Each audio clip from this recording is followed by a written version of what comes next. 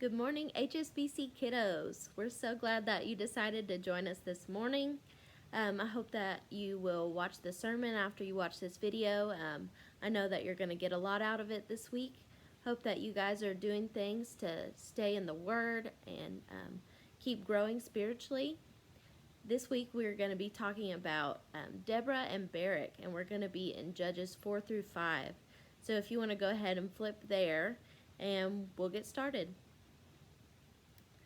So if you remember what we talked about last week, we talked about the cycle of sin that the Israelites fell into. What would happen would be their leader would die, and then they would start falling back into this sin, and they would lose faith in God, and they would stop following Him, and then God would punish them by sending a cruel king or someone to take over them. And then, years down the road, they would say, hey, you know what, we had it pretty good when we were following God and doing what we were supposed to be doing, so let's try that again.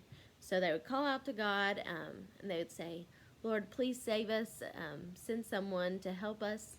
And so God did, and every time He helped them out when they repented of their sins. And so He would send these judges along, and we talked about 3 of those judges last week that God sent. So our story this week takes place after the judges Ehud and Shamgar. So they had been judges over Israel, and then they passed away. So after they died, we see again that the Israelites ignored God. They stopped following Him, stopped doing what they were supposed to do. They started worshiping these false idols, and everything was bad again. So God allowed the king of Canaan to overtake them. The commander of the king's army was named Sisera. He was really cruel to the Israelites. He was a bad guy, and he didn't care about the Israelites and didn't care what happened to them. But God's people, like we talked about last week, they remembered how good that they had it before when they were following Jesus and doing what they were supposed to be doing. So they remembered that, and they thought about that, and they were like, well, let's try to do that again. And so what did they do? They obeyed God, and they called out to Him to save them again. So at this time, Deborah was the judge over Israel. And so Deborah called for Barak to give him a message from God. And the message, God wanted Barak to gather an army and to take that army to defeat Sisera and the evil king. So Barak would lead them up to Mount Tabor, and God would help Barak defeat Sisera. So Barak said to Deborah, I will go with you if you will come with me. If you won't come, I'm not going. So he wanted some company on this trip, and he asked Deborah to go with him to defeat this army. And Deborah was like, okay, let's do it. Let's go. So Deborah said she'd go, but she told him, she was like, you will receive no honor for the battle. So Deborah and Barak and the army went to Mount Tabor, and Sisera took his chariots and his army to fight against Israel. So both of them, Deborah and Barak, knew that God would help them defeat this army as He had in the past. God handed over the enemies to Israel, and He went ahead before them in battle so that they would be victorious. And we see that time and again in this chapter and in the past chapters that we've looked at. God just goes ahead of the Israelites, and He helps them fight, and He helps them win. So Deborah said, God's going to be with you, so go ahead and go fight this army. And so Barak and his army moved down the mountain towards Sisera and his army. Barak chased the chariots and the army, and everyone in the army was killed. None of them survived except Sisera. He had escaped. So they were victorious again. They had killed all of the army, all of Sisera's army, and they were victorious. But Sisera, he ran away. He got away. And so he went to the tent of Jael, because he and Jael's husband were friends. And so he thought, this will be a good place to hide out. You know, their family will take care of me. But little did he know what was going to happen. So let's look and see what happened to him while he was hiding out. So he ran to the tent, and Jael said, "Come on in, don't be afraid. You know, make yourself at home, have a nap. I'm sure you're tired. Let's rest, and you can get your strength back before you go." So she gave him some milk to drink and covered him with a rug, made him comfy. And Sisera, he was like, "Oh, this is great. I'm so exhausted. I will just take me a nap here. It'll be great." And so he did. He fell into a deep sleep. Jael knew that Sisera was an evil man, even though he was friends with her husband. She knew that he was an enemy of God, and she took a tent peg and a hammer, which is pretty resourceful, and she used them to kill Jael. Oh, no, she used them to kill Sisera. Barak came, and he was looking for Sisera, and Jael greeted him and said, "This guy's inside," and she didn't say anything further, but Barak went into the tent and saw that he was dead. So that day, God allowed the Israelites to defeat the army, to defeat Sisera, and they were victorious. They had won the battle, and Deborah and Barak sang a victory song as they should, and they praised God for helping them defeat the Canaanites. And so the land was peaceful for 40 more years. And so God used these characters,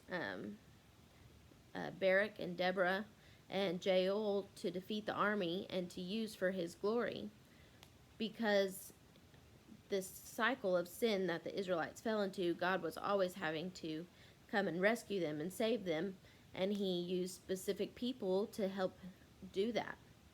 So we're going to look at a few questions this morning, and I want you to think about them and discuss them with your family this morning. So the first question I have is, why do you think that God rescued his people after they turned away from him? When we think about this story and the stories that we've talked about in the past, we talk a lot about God's covenant, and we know that a covenant is even bigger than a promise, because it's unconditional. And God had made this covenant with Abraham so long ago, but God still held up his end of the covenant, his end of the bargain, and he helped them every time that they needed help, even though they continued to fall into this cycle of sin, which we are all guilty of as well. I mean, sometimes I think about the Israelites and I think, wow, they just never really learned their lesson. They always fall back into the same sins, and they have a really hard time trusting God. Well, when you think about it, so do we. We do it all the time. We have the same sin that we go back to, and we go back to it again, and it's hard for us to shake it loose. And so when you think about it, we are just like the Israelites, and we need God to save us, to send a Savior. And God sent these judges to help them during this time, but God knew that ultimately he would send his Son to save the world forever. These judges that he sent, they would offer a temporary peace in the land, but when God sent his Son Jesus, he gave us a forever solution to the problem of our sin. And so I think that's really awesome, and that's something that we need to take away from this story. So the second question I have for you is, what kind of people does God use in his plan today?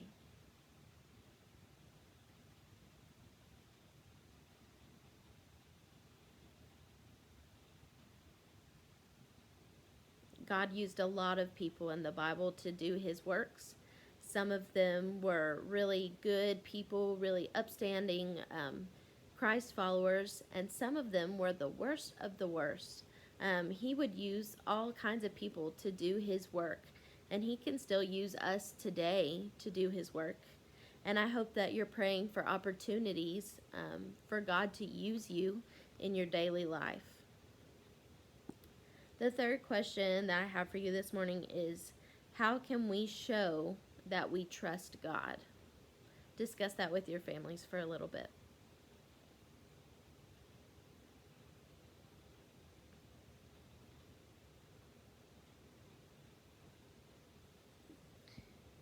In this time that we're going through, it's sometimes hard to trust God fully and know that He's got this under control. But part of trusting God is showing that we trust Him and putting that into action and showing that through our lives. Faith is not just saying you believe in Him, it's showing that in every day and whatever we do. It's trusting God that He is in control. And a lot of times that's really hard for us to give him control of our lives. You know, when you think about it, like you're driving a car and you're like, okay, God, you can take the wheel, but you just have to keep that one hand on the wheel. So you feel like you have a little bit of control over your lives.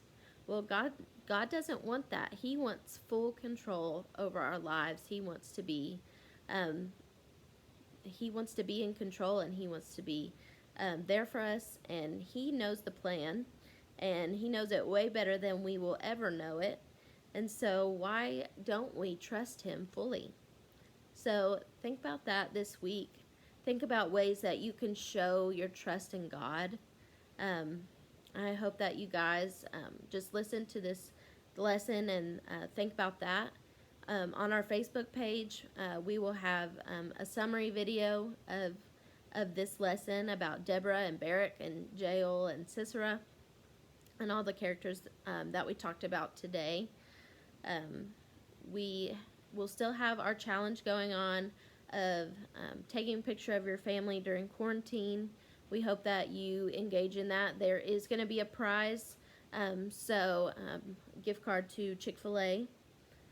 If you post a picture of your family and what you do during quarantine, it can be a funny picture, it can be serious, whatever your family typically looks like in quarantine, we want to see it. So post that on Facebook and tag HSBC Family Ministry and then hashtag it HSBC Quarantine. And I'll try to put that on Facebook this week just to remind you. We'll be picking a winner for that this next Sunday. So I hope that you guys participate in that, and we're looking for ways for us to meet again. And I hope that you guys are doing good and trusting in our staff that we're going to make the right decision to keep you guys healthy and safe, but still be able to do ministry and to still love on you guys. And we're praying for you daily. So if you have any questions, if you want to talk about the lesson, you can always call me or text me. This week, if you would like me to deliver your packet that has your activity pages, and it has some candy in there, it's got a few different other at-home activities. So if you would like me to deliver that to your house, I'd love to stop by and just talk with you on your driveway, or however we can do it, staying safe. But just let me know if you would like me to deliver that to you. If you want to come up to the church and pick that up, we have that available for you as well. We've been working really hard on some things that I think are going to get you really excited for when you come back. Some changes that are going to be happening. So I'm really looking forward to seeing you guys again and just hugging on you and loving you safely. We've got to practice social distancing. But have faith that God's going to get us through this, and because we have faith that He will. And when we come back, I think it's going to be better than ever. And hopefully you guys are praying for that, because I know I am. So I hope you guys have a good week. Let me know how you guys are doing. We'll have our Zoom meeting on Wednesday nights. I'd really love for y'all to participate in that. We'll be having some games that we do, different things like that, and then we'll have a short devotional just so that we can keep in touch. And so that's what I have for you guys this week, and I hope you're doing good. Bye.